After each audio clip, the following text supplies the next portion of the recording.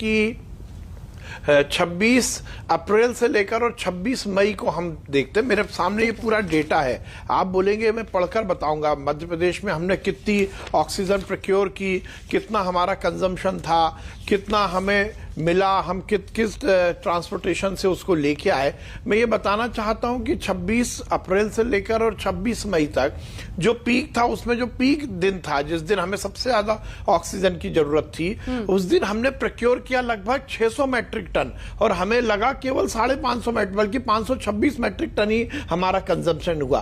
तो हमारे यहाँ तो रोज सरप्लस थी ऑक्सीजन, कहीं कोई दिक्कत नहीं थी। मैं निवेदन करना चाहता हूं, मुझे बड़ा आश्चर्य होता है कि कोई केंद्रीय मंत्री जी यदि सही यथार्थ को सदन में बताते हैं तो उस पर भी हंगामा मच जाता है। अब बातें हो रही हैं, यहां पर मैंने देखा, आपने बहुत अच्छी रिपोर्ट यहां पर दिखाई, केजरीवाल साहब ने कहा ऑक्सीजन को लेकर बात की। तो अंजना, कहीं ना कहीं हम सरकार में बैठे हैं तो क्या राज्य सरकारों की कोई जिम्मेदारी नहीं है?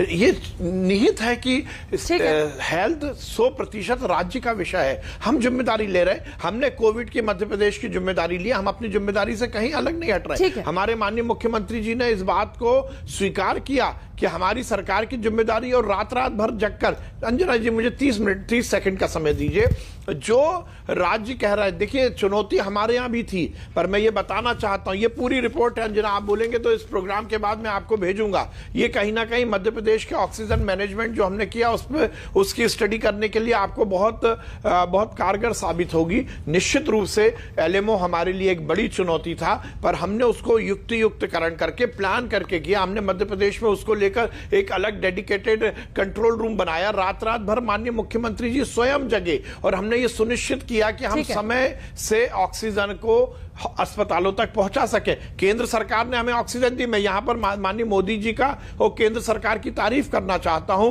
कि उन्होंने पूरी तरह से ऑक्सीजन को हर राज्य को दिया। अब राज्य यदि अपनी व्यवस्था को ठीक नहीं कर पाएंगे तो ये उनकी दिक्कत है। केंद्र सरकार ने हमें सेना के हवाई जहाज उपलब्ध कराए, हमें ट्रेन के माध्यम से ऑक्सीजन दी, हमें यह सुनिश्चित किया कि हमें, मेरा ये कहना अंजना कि हम मौत के आंकड़ों को हम ऑक्सीजन से ना जोड़े। मृत्यु हुई है, हमने बताया हमारे यहाँ लगभग 10,512 मृत्यु का आंकड़ा हमने दिया है, निश्चित रूप से हुई है, परंतु वो ऑक्सीजन की कमी से एक भी मृत्यु नहीं हुई। ये मैं आधिकारिक तौर पर बोल रहा हूं। जी प्रताप सिंह जी, राजस्थान सरकार अगर कह देती कि राजस्थान में इतने लोगों की मौत ऑक्सीजन की कमी से हुई है, तो वो आंकड़ा तो संसद में पेश करना ही पड़ता ना केंद्र सरकार को।